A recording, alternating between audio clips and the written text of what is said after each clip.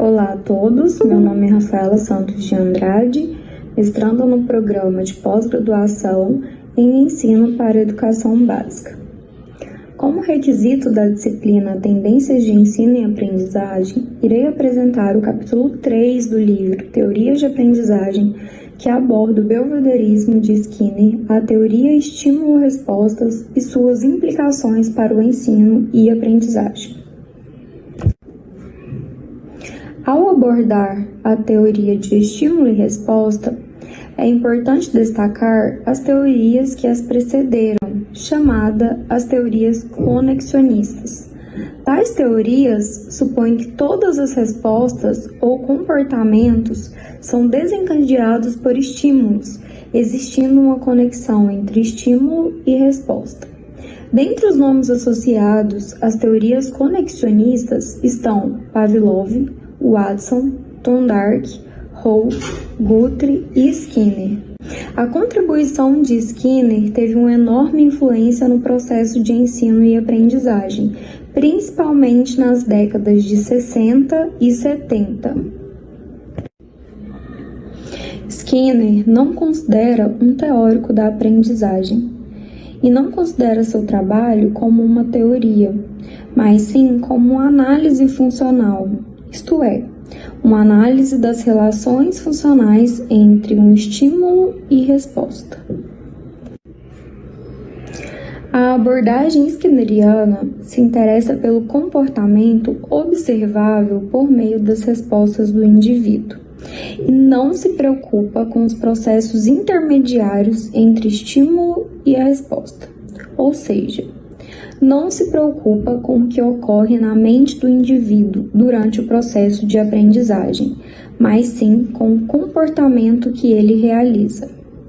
Skinner ignora as variáveis e se concentra no controle e predição das relações entre as variáveis de input e de output. Na abordagem skinneriana, as principais variáveis de input são estímulo, reforço e contingência de reforço. O estímulo é definido como o evento que afeta os sentidos do aprendiz. Já o reforço consiste no evento que resulta no aumento da probabilidade da ocorrência de um ato que imediatamente o procedeu. E a contingência de reforço compreende ao arranjo de uma situação para o aprendiz, na qual a ocorrência de reforço é tomada contingente à ocorrência imediatamente anterior de uma resposta a ser aprendida. Já as variáveis de output são as respostas que o aprendiz dá.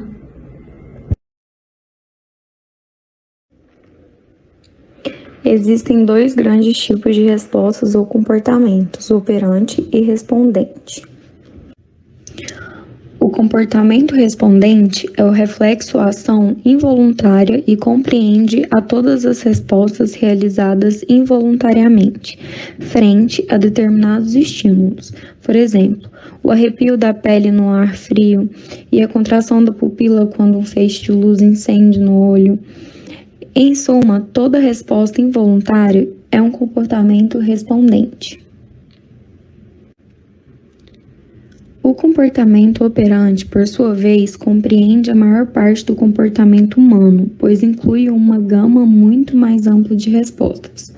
É todo comportamento que fazemos e que tem um efeito sobre o mundo exterior ou opera nele, diferente do comportamento respondente que ocorre automaticamente ao estímulo. O comportamento operante pode ou não ser exibido na presença de certos estímulos. Cada um destes comportamentos está associado a um condicionamento. O comportamento respondente está associado ao condicionamento respondente. E o comportamento operantes está associado ao condicionamento operantes. Abordando a teoria do reforço, Moreira traz algumas definições. O comportamento é controlado por suas consequências. Recompensas e punições desempenham um papel importante no comportamento.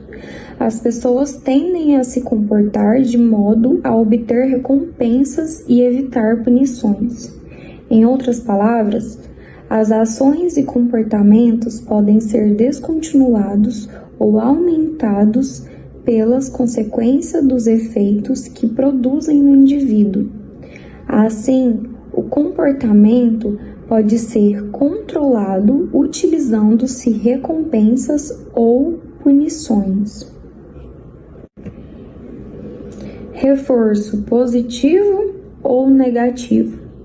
O reforço positivo é aqueles eventos ou objetos que vêm após um comportamento e, subsequentemente, aumentam a sua frequência. E o reforço negativo é aquele que fortalece a resposta, que remove ou enfraquece a resposta que o produz. Condicionamento. O condicionamento é o processo de introduzir um reforço positivo imediatamente após uma resposta, resultando em um aumento de frequência na resposta.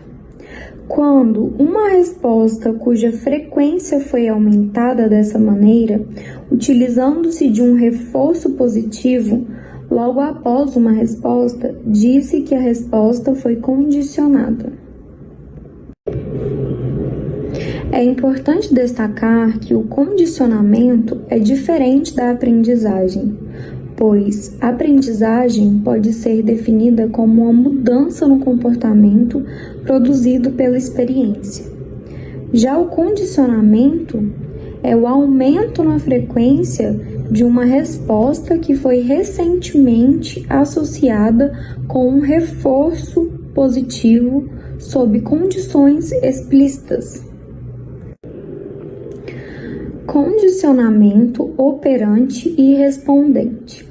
O condicionamento operante é o processo na qual um reforço vem imediatamente após a resposta, sendo o reforço definido como um evento ou objeto que aumenta a frequência de uma resposta.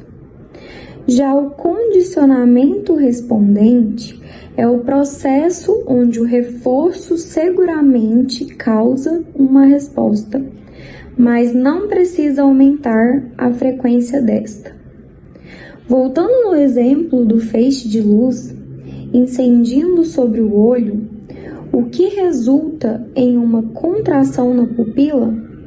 Esse comportamento de contração e involuntário e o feixe de luz atua como um condicionamento respondente. Assim, este feixe provavelmente não atuará como um reforço em um procedimento de condicionamento operante. Keller explica o condicionamento através do seguinte diagrama, em que S se refere ao estímulo e R à resposta.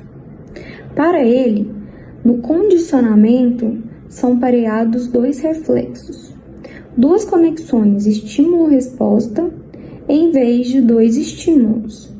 O condicionamento requer a formação de um terceiro reflexo, composto por um estímulo neutro e de resposta ao estímulo. Extinção e esquecimento. O processo de extinção consiste na suspensão do reforço de uma resposta condicionada. Um comportamento em extinção mostra uma redução gradual na frequência de uma resposta. Como resultado, a resposta para de ocorrer tão frequentemente quanto ocorria antes do condicionamento. O esquecimento, por sua vez, é considerado uma diminuição na probabilidade de uma resposta ocorrer, ou seja, consiste em evitar que uma resposta ocorra por um determinado período de tempo depois que foi condicionada. Apesar das diferenças, ambos consistem na diminuição na frequência da resposta. Modelagem ou métodos de aproximação sucessivas. No procedimento de modelagem, as respostas se assemelham cada vez mais ao comportamento terminal por meio de um processo gradual de respostas condicionadas até que o comportamento terminal seja condicionado.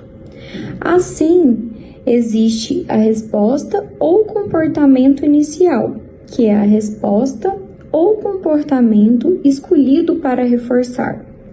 Já a resposta ou comportamento intermediário são aqueles que devem ser condicionados no sujeito durante o procedimento, através de aproximações sucessivas para que o sujeito consiga exibir o comportamento terminal, atuando como uma ponte para se chegar ao comportamento desejado.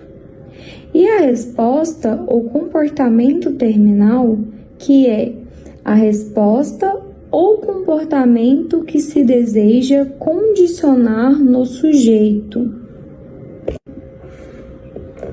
Modelagem e diferenciação de respostas. Outro meio de produzir mudanças no comportamento é o procedimento chamado diferenciação de respostas. Este procedimento é obtido do reforçamento consistente de uma resposta de uma classe de respostas, com exclusão de todos os outros membros dessa classe. Uma classe de resposta é um agrupamento de todas as respostas que têm pelo menos uma característica em comum. Na modelagem, a diferenciação de respostas é um objetivo intermediário. Depois da diferenciação, o reforço precisa ser aplicado a outra resposta, cujo condicionamento aproxima ao comportamento terminal. Discriminação. A discriminação é o procedimento de condicionar uma resposta na presença de um estímulo e extingui-la na presença de outro. Os componentes mínimos necessários para estabelecer uma discriminação são o estímulo discriminativo, o estímulo delta, que é o estímulo não associado ao reforçamento de uma resposta. Em suma, o comportamento da discriminação compreende ao aumento na frequência de resposta, na presença de estímulo discriminativo e um decréscimo na presença de estímulo delta. Generalização. A generalização de estímulo é o oposto da discriminação e compreende a responder estímulos diferentes de modo similar. Geralmente, quando dois ou mais estímulos são muito semelhantes, possivelmente ocorrerá uma generalização entre eles. E quando os estímulos são completamente diferentes, provavelmente haverá pouca generalização e, por outro lado, uma boa discriminação. Esmaecimento. A técnica de esmaecimento envolve uma mudança gradual, onde dois estímulos diferentes são apresentados diferindo ao longo de duas dimensões. Uma dimensão é gradualmente modificada até que não haja mais diferença entre dois estímulos. As dimensões do estímulo são as maneiras pelas quais dois estímulos são considerados similares ou diferentes. Assim, na técnica de esmaecimento, a resposta permanece a mesma e os estímulos que mudam.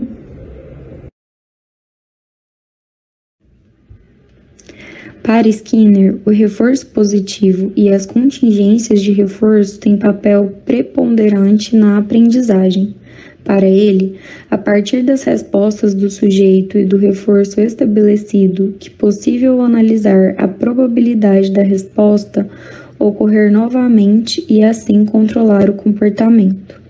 Podemos dizer que para Skinner, a aprendizagem ocorre devido ao reforço, à presença das contingências de reforço, e o ensino se dá apenas quando o que precisa ser ensinado pode ser colocado sob controle de certas contingências de reforço. Nesse contexto, o papel do professor é de arranjar e programar as contingências de reforço, de modo a possibilitar ou aumentar a probabilidade de que o aprendiz exiba o comportamento terminal, isto é, que ele dê a resposta desejada.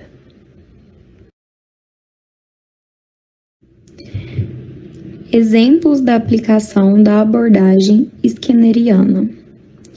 A instrução programada consiste em um modo de evitar erros, onde o aprendiz possui um papel ativo e vai aprendendo com seu próprio ritmo e imediatamente verificando se acertou, atuando como um reforço e estimulando o aluno. O método Keller, também conhecido por sistema de instrução personalizada, é um tipo de ensino individualizado, baseado nos princípios da instrução-programa e também teoria do reforço, compreendendo a uma grande cadeia de estímulos e respostas. Os objetivos operacionais compreendem a definição operacional de objetivos que explicitem com exatidão o que o aluno deve ser capaz de fazer e sob quais condições, após receber a instrução correspondente. Uma clara manifestação do comportamentalismo de Skinner no ensino típico dos anos 70, onde o ensino era organizado a partir de objetos claramente definidos, e estes objetos eram os comportamentos que os alunos deveriam exibir após a instrução. Neste contexto, a aprendizagem e ensino só eram considerados eficazes quando tais comportamentos eram exibidos. Atualmente, o belvederismo de Skinner é visto com enfoque na promoção da aprendizagem mecânica, automático, do que a aprendizagem significativa.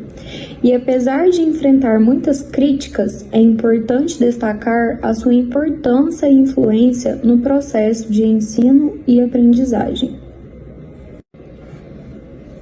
A fim de destacar tal importância de belvederismo de Skinner, alguns dos métodos de intervenção utilizados no ensino e aprendizado de pessoas diagnosticadas com transtorno de espectro autista é embasado no belvederismo de Skinner, com ênfase principal no reforço, como, por exemplo, o método de análise aplicada do comportamento, ou ABA.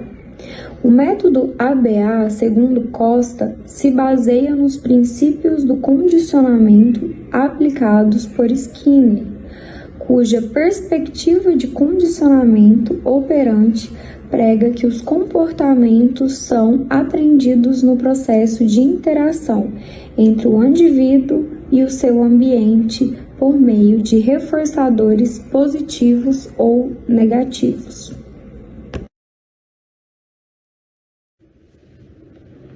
Aqui estão as referências utilizadas para o desenvolvimento da apresentação.